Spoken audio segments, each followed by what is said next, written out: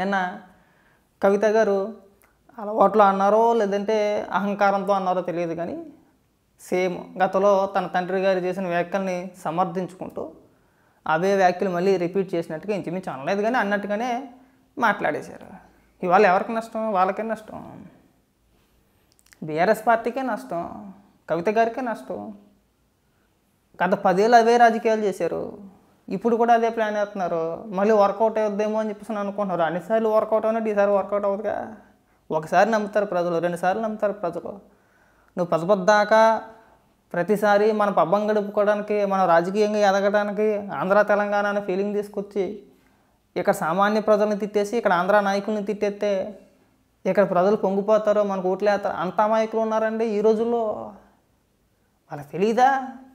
తెలంగాణ ప్రజలకైనా సరే, ఆంధ్ర ప్రజలకైనా సరే, అక్కడ నివసిస్తున్న వ్యక్తులకైనా సరే తెలియదు ఎవడేంటి అనేది. మీరు ఇంకా రియాలిటీలోకి రాకపోతే ఎలాగండి? ఇవాళ సోషల్ మీడియాలో మొత్తం ట్రోల్ చేస్తున్నారు కదా మిమ్మల్ని.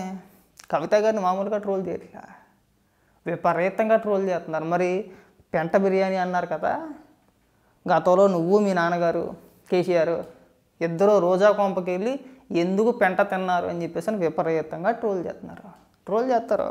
నన్ను అడిగితే వాళ్ళతో పాటు ఎవరైతే మన రాష్ట్రం పైన పడి ఏడుస్తున్నారో వాళ్ళకి ఒక క్లారిటీ ఉందండి.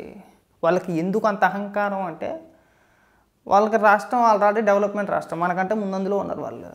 వాళ్ళ రాష్ట్రంలో పరిశ్రమలు ఉన్నాయి, వాళ్ళ రాష్ట్రంలో యువతకి ఉపాధి అక్కడ పుష్కలంగా దొరుకుతుంది. వాళ్ళ రాష్ట్రంలో ప్రజలను ఏదో రకంగా రెచ్చగొట్టి ఇదిగో పలానా ప్రాంతాల్లో ఇక్కడ మెజారిటీ బతికేది వీళ్ళని ఒక బూచీగా చూపించి ఏదో రాజకీయంగా లబ్ధి పొందాలని చెప్పేసి వాళ్ళు చూస్తున్నారు. వాళ్ళ ట్రాప్లో మనం పడద్దు. మనం ఇక్కడ వ్యతిరేకించాల్సింది ఎవరంటే, మన రాష్ట్రానికి ఏదైనా ఒక పరిశ్రమ వచ్చినప్పుడు ఆ పరిశ్రమ పడి ఏడుస్తున్నారు చూసారా, వాళ్ళని మనం వ్యతిరేకించాల్సింది. కవితని మనం ఎన్ని రకాలుగా ఏం మాట్లాడుకున్నా మనకు ఉపయోగం లేదు. కానీ ఇక్కడ మన రాష్ట్రంలో ఉంటూ మన రాష్ట్రం అని చెప్పుకుంటూ పక్క రాష్ట్రాల్లో ఆస్తులు పోగేసుకొని పక్క రాష్ట్రాల్లో నివాసం ఉండే వ్యక్తులు ఇవాళ ఏపీలో ఏదైనా ఒక పరిశ్రమ వస్తుంటే ఆ పరిశ్రమ పైన విషం కక్కేస్తున్నారు, వక్రీకరించేసి ఈ పరిశ్రమకి ఇన్ని ఎకరాలు ఇంతకే కేటాయించారని చెప్పేసి అని విషం చిమ్మే ప్రయత్నం చేస్తున్నారు. కావాలంటే మీరు ఉదాహరణకి తెలంగాణనే తీసుకోండి. రాష్ట్రం విడిపోయిన తర్వాత కేసీఆర్ గారు ముఖ్యమంత్రి అయిన తర్వాత ఏ ఒక్క పరిశ్రమ పైన అయినా సరే ఎలా విష ప్రచారం చేశారా, వెళ్ళిపోమని చెప్పేసి అని అన్నారా? అది ఆంధ్ర కావచ్చు, లేదంటే ఇతర రాష్ట్రాల వ్యక్తుల కంపెనీలు అవ్వచ్చు, ఏదైనా సరే అది ఆంధ్రాకి సంబంధించిన వ్యక్తులదా పరిశ్రమ, లేదంటే మహారాష్ట్రకి సంబంధించిన వాళ్ళదా, లేదంటే కర్ణాటకకు సంబంధించిన వాళ్ళదా, తమిళనాడుకి సంబంధించిన వాళ్ళదా అనేది పక్కన పెడితే ప్రాంతాల పరంగా ప్రాంతీయ భేదం తీసుకొచ్చి మీరు మా రాష్ట్రంలో పరిశ్రమ పెట్టడానికి కుదరదు, మీరు వెళ్ళిపోండి అని చెప్పేసి అని ఏ ఒక్క పరిశ్రమనైనా సరే మనం అనడం చూసామా? లేదు. ఎందుకంటే వాళ్ళకి తెలుసు డెవలప్మెంట్ ఉండాలంటే పరిశ్రమలు ఉండాలి, యువతకి ఉపాధి కలగాలి, రాష్ట్రానికి ఆదాయం రావాలి, రాష్ట్ర ప్రజలు కూడా బాగుపడాలని మైండ్ సెట్ వాళ్ళకి తెలుసు. ఆ ఉద్దేశంతో కేసీఆర్ గారు 10 ఏళ్ళు ముఖ్యమంత్రికి 10 ఏళ్ళు పరిపాలించినా సరే రాష్ట్రాన్ని ఎప్పుడు కూడా ఇలా పరిశ్రమల పడి ఆడవాల. వాళ్ళనే కాదు, బీఆర్ఎస్ పార్టీ అనే కాదు, కాంగ్రెస్ కావచ్చు, బీజేపీ కావచ్చు, కేసీఆర్ గారి ప్రభుత్వం ఎప్పుడు ఏ పరిశ్రమ తీసుకొచ్చినా, వాళ్ళ ప్రభుత్వంలో ఏ పరిశ్రమ హైదరాబాద్కి వచ్చినా కాంగ్రెస్ కానీ బీజేపీ కానీ ఎక్కడెక్కడ అపోజ్ చేయలే. ఎప్పుడు మనం ఇంతలా విషయం కక్కలా. ఇంకా మనం గీజాగ్ అని మాట్లాడుకుంటున్నాం. అక్కడ హైటెక్ సిటీ, కోకాపేట, గచ్చిబౌలి ఇంతకంటే ప్రైమ్ ఏరియా అది, ఇంతకంటే పెద్ద ఏరియా, డెవలప్మెంట్ జరిగిన ఏరియా అది.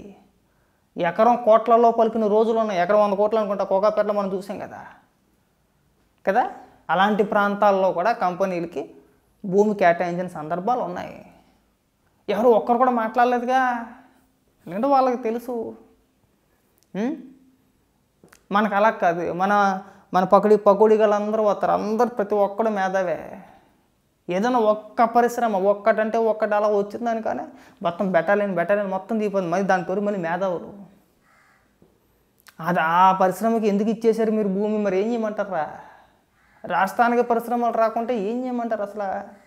మన టీసీఎస్ అప్పుడు అంతే, ఇప్పుడు కాగ్నిజెంట్ అప్పుడు అంతే. ఏం చేద్దాం? బోర్డు పెట్టేసుకుందామా? మా రాష్ట్రానికి పరిశ్రమలు రావద్దు అని బోర్డు పెట్టేయమంటారా? మా రాష్ట్రంలో చదువుకున్న యువతకు ఉద్యోగాలు అవసరం లేదు, పక్క రాష్ట్రంలో అడుగు తింటారని చెప్పమంటారా? ప్రభుత్వం దగ్గర భూమి ఉంది, ప్రభుత్వ భూమి కంపెనీలకి పరిశ్రమలకి ఇవ్వకుంటే ఏం చేసుకుంటారో? మీ దినానికి మీ సమాధులకి ఇమ్మంటారా? ఏం చేస్తా జగన్మోహన్ రెడ్డి అమ్ముకు దబ్బమంటారా, తాకడ పెట్టేయమంటారా, లేదంటే రుషికొండ లాంటి భవనాలు కట్టేసుకోమంటారు, పెద్ద పెద్దవి కట్టేసి మనం ఉందాం అందులో వెళ్ళి. అబ్బా కనీసం లోకజ్ఞానం లేని వ్యక్తులు మాజీ ఎమ్మెల్యేలు మాజీ ఎంపీలేనండి. దేశంలో ఏ రాష్ట్రంలోనూ కూడా ఎంత దిక్కుమాలను నీతి తక్కువ రాజకీయ నాయకులు ఉండరు. అబ్బే మరీ ఇంత బుర్ర తక్కువ ఎదలైతే ఎలాగండి. ఒక పరిశ్రమ అవుతుంటే దాని మీద 100 మంది 100 రకాలుగా విశ్లేషణ, దానికి తోడు మళ్ళీ జర్నలిస్టులు అని చెప్పుకునే మళ్ళీ మేధావులు. ఏమంటే తెలంగాణలో కానీ కర్ణాటకలో కానీ తమిళనాడులో కానీ ఎక్కడైనా సరే ఏ ఒక్క మేధావి కావచ్చు, జర్నలిస్ట్ కావచ్చు, టీవీ ఛానల్ ఎవడైనా సరే ఏదైనా ఒక పరిశ్రమతో అపోజ్ చేసిన సంఘటనలు మనం చూసామా? మరి ఏపీ పైన మీకు ఎందుకంటే ఇంత కక్ష? ఇప్పుడు జగన్మోహన్ రెడ్డి 5 ఏళ్ల పరిపాలనలో రాష్ట్రానికి ఏ ఒక్క పరిశ్రమ వచ్చినా సరే ఇమీడియట్గా లేదు వచ్చిన పరిశ్రమలే తరివేశారు. రావడం మాట దేవుడు ఎరుగు. అధికారంలోకి రాగానే లూలు మాల్కి ఎకరాలు కేటాయించారు, ఇక్కడ వద్దండి ఇది ప్రైమ్ ఏరియా, మీకు ఊరి సైడ్ వలకాడు ఉంది వలకాడులో పెట్టుకుని అన్నారు. ఎవడైనా షాపింగ్ మాల్ బుద్ధున్నవాడు ఎవడైనా ఊరి సైడ్ పెట్టుకుంటాడా? తల తోక నుండి మాట్లాడారా? లేదులే మేము ఇక్కడ పెట్టుకోలేము అని చెప్పేసి తమిళనాడులో పెట్టుకున్నారు, చెన్నైలో. ఈసారి వెళ్ళినప్పుడు చూపిస్తాలే. అలాగే అమర్ రాజా బ్యాటరీని పొమ్మన్నారు. డైరెక్ట్గా సజ్జల రామకృష్ణారెడ్డి ప్రెస్ మీట్ పెట్టి ఇప్పుడు మేము పొమ్మంటున్నాము, ఆ ఒక్క పరిశ్రమే కాదు ఇంకా మిగిలిన పరిశ్రమలకు కూడా మేము నోటీసులు ఇస్తాము, వాళ్ళ పని కూడా కేసులు పెడతామని చెప్పేసి అని. కియా కార్ల పరిశ్రమ దగ్గరికి వెళ్ళి గోరంట్ల మాత్రం నానా హంగామా చేసాడు, మాకు వాటా కావాలి ఇందులోని, మాకు కమిషన్ కావాలని చెప్పేసి అని. అక్కడున్న ఆ ప్రతినిధులు ఎవరైతే ఉన్నారో వాళ్ళని బెదిరించాడు వెళ్ళి. వీళ్ళ దయ వల్ల రాష్ట్రం నుంచి అనేక పరిశ్రమలు ఖాళీ చేసి వెళ్ళిపోయారు వద్దని చెప్పేసి అని. విశాఖపట్నం హెచ్ఎస్బి కాంప్లెక్స్ బిల్డింగ్ మొత్తం, అందులో ఉన్న ఐటీ పరిశ్రమలు మొత్తం ఖాళీ చేసి వెళ్ళిపోయారు. బిల్డింగ్ మొత్తం ఖాళీగా పెట్టారు 5 ఏళ్ళు. ఒక్కడంటే ఒక్కడు లేడు. ఇవాళ అంటారు మరి ఎందుకంటారు? మీరు ఇన్ని చెప్తున్నారండి, గతంలో ఇలా జరిగింది, మమ్మల్ని ఎలా తరివేసాడు, మళ్ళీ ఆ దరిద్రుడు రాడని చెప్పేసి నమ్మకం ఏంటని చెప్పేసి అంటారు. వాళ్ళు కూడా ఏం పెచ్చోళ్ళు ఏం కాదుగా అడిగే వాళ్ళు. గతంలో మన రాష్ట్రంలో ఎంతో కొంత ఇన్వెస్ట్మెంట్ చేసి నష్టపోయిన వ్యక్తులే. మీరు మళ్ళీ రమ్మంటున్నారని మీ నమ్మకం, మీ మాట మీద నమ్మకంతో మేము వస్తాము, మళ్ళీ ఆ దరిద్రుడితో మళ్ళీ మేము ఎక్కడ నష్టపోము, ఆల్రెడీ నష్టపోయేది ఎంత ఉందని చెప్పేసి అడగరా? దానికి గిలగిలికి కొట్టేసుకుంటున్నారు. ఎవడన్నా అలా అడుగుతారండి, ఎందుకు అడగరా? మన పౌరుషాలని వీళ్ళ మీద చూపించకూడదు. కవిత ఏదో అందనో ఇంకోటి కాదు, ఫస్ట్ వీళ్ళని తగులుకోవాలి మనం, వాళ్ళని కాదు.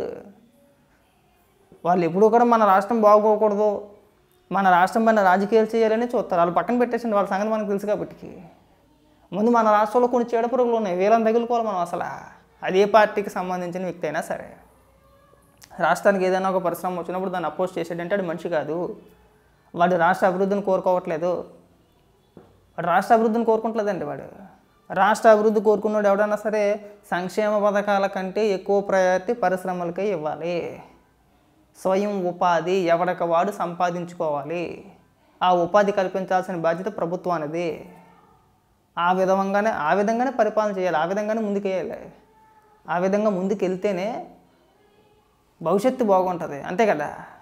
ఇప్పుడు నేను కొంత చదువుకున్నానండి, 10, 11 అంటే 10 ఇంటరో డిగ్రీ ఏదో చదువుకున్నా. నా చదువుకు తగ్గ ఉద్యోగం, నాకు ఇక్కడ ఏదైనా ఒక పరిశ్రమ వచ్చింది అనుకోండి, నా చదువుకు తగ్గ ఉద్యోగం నేను వెళ్ళి చేసుకుంటా. ఏమీ చదువుకోకపోతే అక్కడికి వెళ్ళి తుడుచుకుంటాను, ఏదైనా కడుక్కుంటాను, వెళ్ళి కంపెనీలోకి వెళ్ళి గచ్చులు కట్టుకుంటాను అవసరం అయితే, ఆ ఫ్లోర్లు కట్టుకుంటాను కావాలంటే.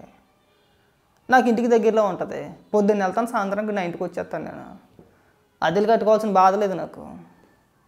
నేను ఎక్కడో పక్క రాష్ట్రం వెళ్ళిపోయి అడిచ్చే 15,000కి 20,000కి అక్కడ అద్దెలకి ఇల్లు తీసుకొని చాలని జీతంతో అమ్మబాబుకి పంపించలేక అంత కష్టపడాల్సిన అవసరం నాకు లేదు. నా కొంప దగ్గర నేను ఉంటాను, పొద్దున్నే వెళ్తాను, సాయంత్రం తిరిగి కొంపకు వచ్చేస్తాను. మా ఊర్లో అలాగే జరుగుతుంది, మా ఊర్లో వెళ్తారు ఇప్పుడు కూడా.